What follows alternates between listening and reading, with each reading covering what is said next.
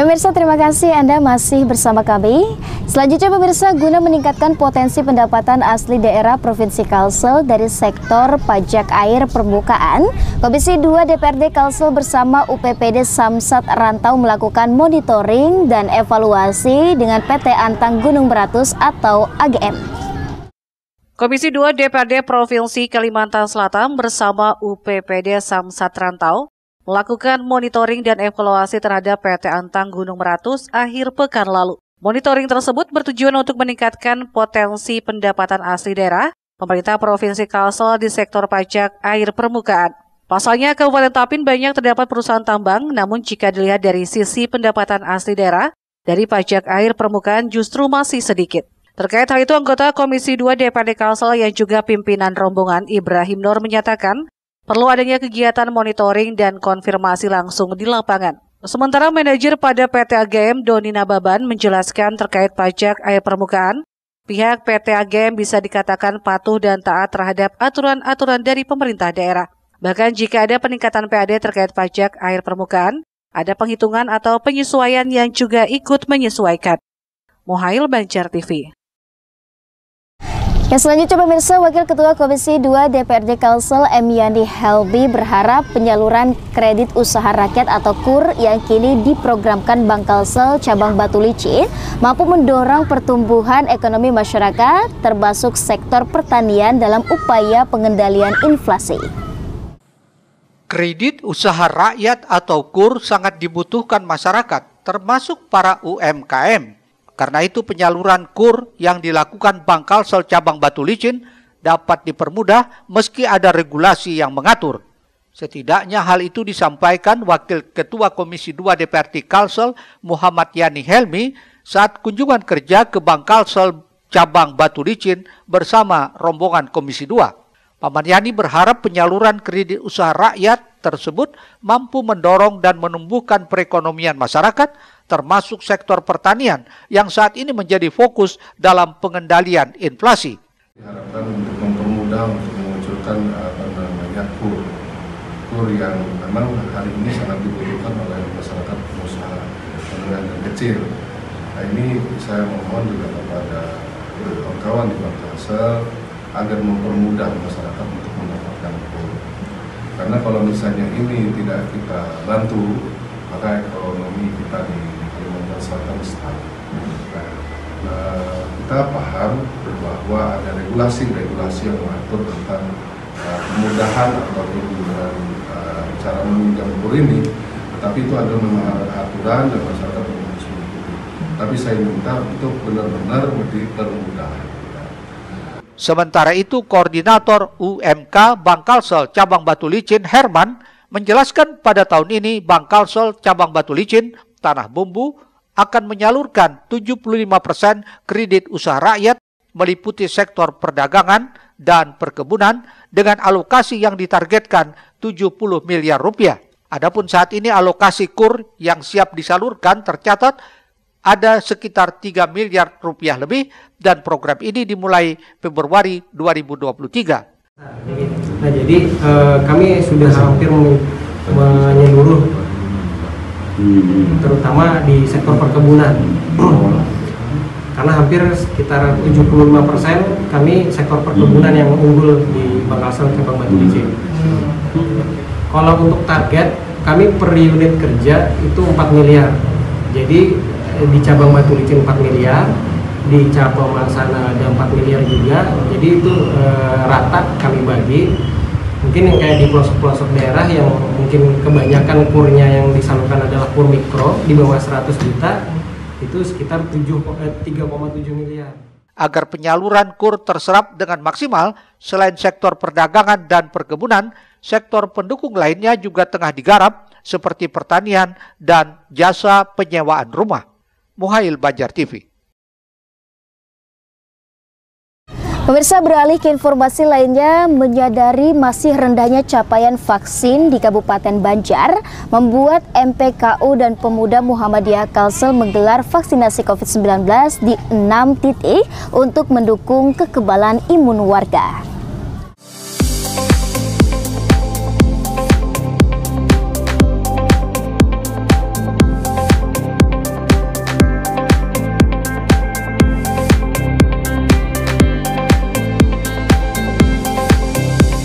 Vaksinasi massal COVID-19 Muhammadiyah untuk semua digagas Majelis Pembina Kesehatan Umum MPKU Pimpinan Pusat Muhammadiyah bersama Pemuda Muhammadiyah Kalimantan Selatan menyasar 6 titik di Kabupaten Banjar.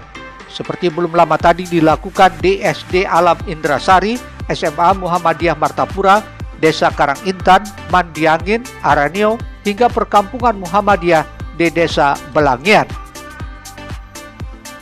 Total ada 5.000 dosis yang disediakan mulai dari vaksin pertama, kedua, hingga booster. Hal ini dilakukan mengingat masih rendahnya capaian vaksinasi dosis kedua dan booster khususnya di wilayah pedalaman di Kabupaten Banjar.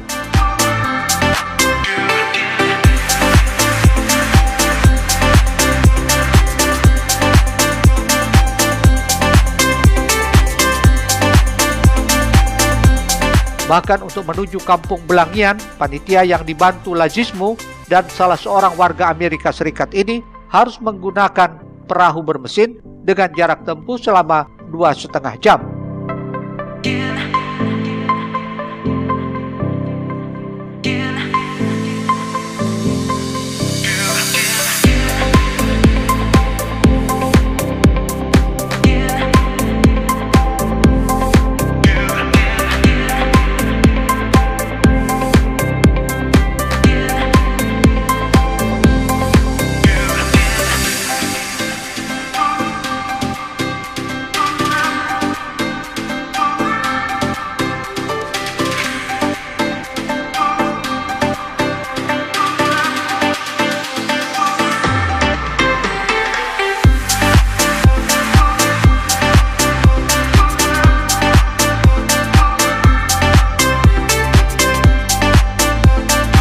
Ini semua untuk membantu pemerintah meningkatkan kekebalan imun warga guna menghindari wabah corona yang bisa saja sewaktu-waktu kembali meningkat.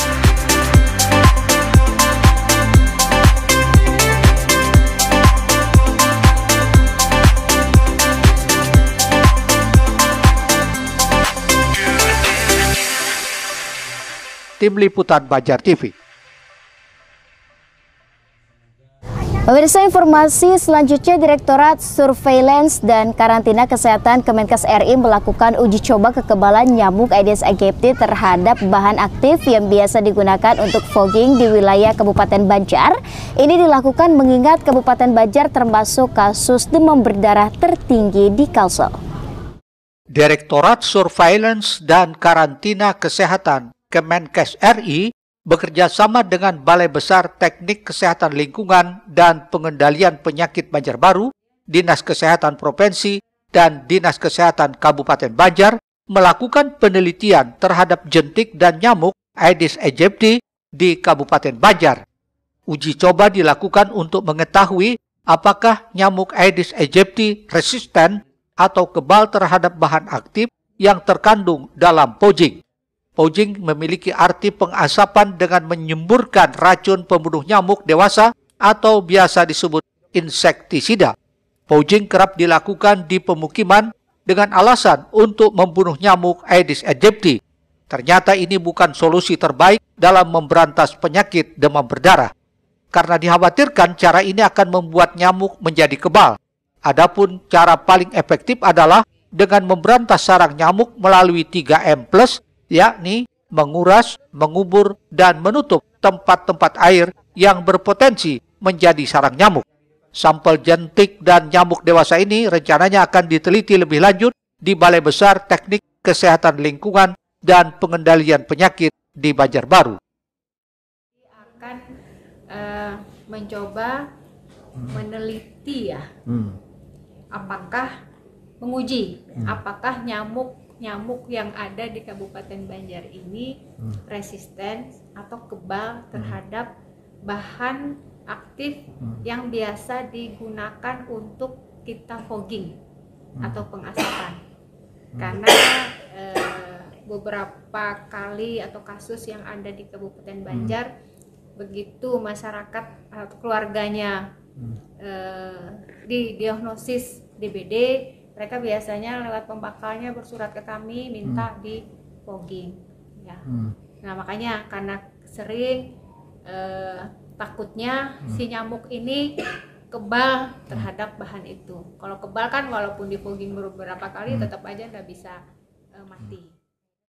Saya kira karena fogging ini adalah alternatif terakhir, jadi seperti tadi Ibu Kadis sudah katakan bahwa edukasi untuk masyarakat yang pertama dan yang murah meriah dilakukan dan bisa dilakukan untuk semua orang, yaitu pemberantasan sarang nyamuk yang bisa kita bersihkan bersama-sama, bisa kita lakukan bersama-sama.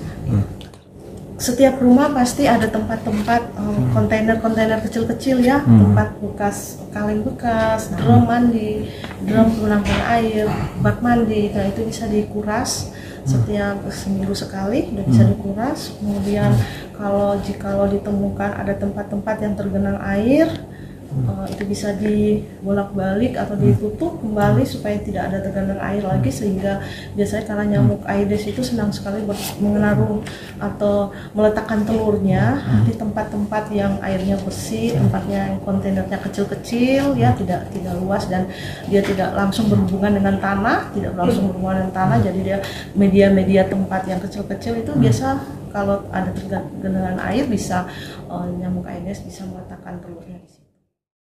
Berdasarkan data dari Dinas Kesehatan Kabupaten Banjar, jumlah kasus DBD pada tahun 2022 lalu 231 kasus dan di tahun 2023 ini jumlah kasus sudah mencapai 72 kasus DBD.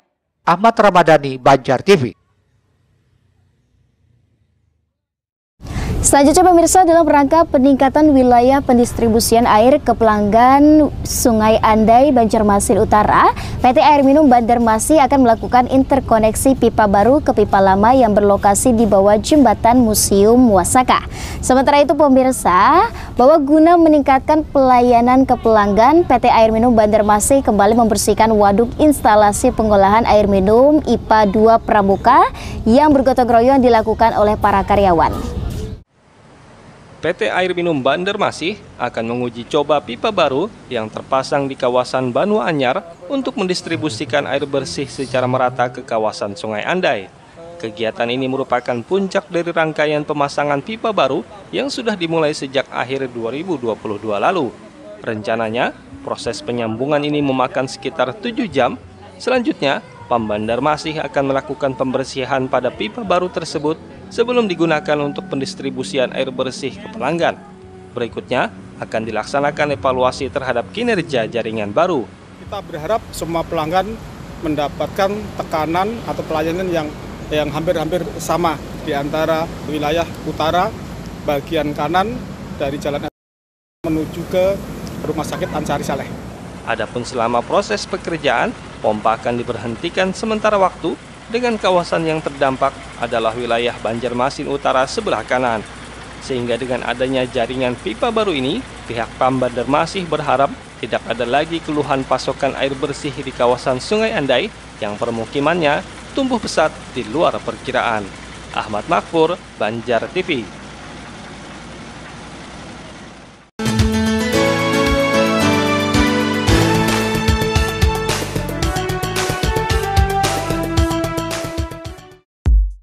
Direktur Utama PT Air Minum Banjarmasin meninjau proses pembersihan waduk IPA 2 Pramuka, Rabu 22 Februari 2023. Bahkan ia pun menyempatkan diri turut serta masuk dan membersihkan. Dalam rangka untuk meningkatkan pelayanan, terutama terhadap air yang kita distribusikan kepada pelanggan kita. Lebih lanjut, Dirut menuturkan pembersihan ini sebagai bentuk persiapan menjelang Ramadan. Mudah-mudahan dengan dilakukannya pembersihan ini untuk memasuki masa atau bulan Ramadan, air yang kita distribusikan kepada pelanggan menjadi lebih baik lagi. Dalam kegiatan ini, Dirut juga mengapresiasi para karyawan baru yang sangat bersemangat melakukan pembersihan. Hari ini seluruh teman-teman angkatan baru ya, angkatan muda, kita ikutkan semua dalam rangka melakukan gotong royong untuk melakukan pembersihan terhadap reservoir ini. Nah, hari ini saya juga ikut berpartisipasi memberikan spirit pada teman-teman yang lagi bekerja di dalam reservoir ini. Sementara itu, Komisaris Utama berharap dengan dilakukannya pembersihan ini bisa meningkatkan pelayanan terhadap pelanggan. Nah, sekarang udah pengendapannya sudah tinggi nih, jadi kita tadi melihat mulai dibersihkan kembali, semoga nanti kualitas air yang diberikan kepada pelanggan semakin bagus.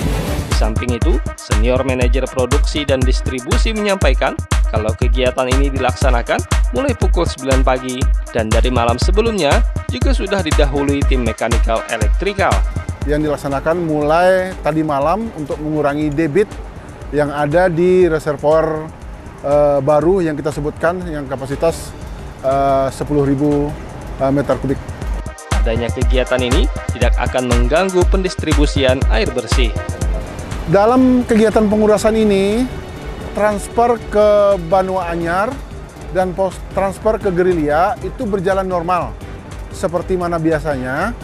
Akan tetapi pada hari ini juga bertepatan dengan kegiatan koneksi pipa yang dilaksanakan mulai jam 10 nanti di Wasaka, yaitu transfer Banua Anyar untuk melayani daerah Sungai Andai dan sekitarnya, sehingga di sana ada kemungkinan nanti pematian dan sampai penurunan distribusi itu di daerah pelayanan Sungai Andai. Tapi untuk wilayah pelayanan Banjarmasin Timur dan Banjarmasin Selatan itu sebetulnya jalan secara normal. Tim Liputan Banjar TV.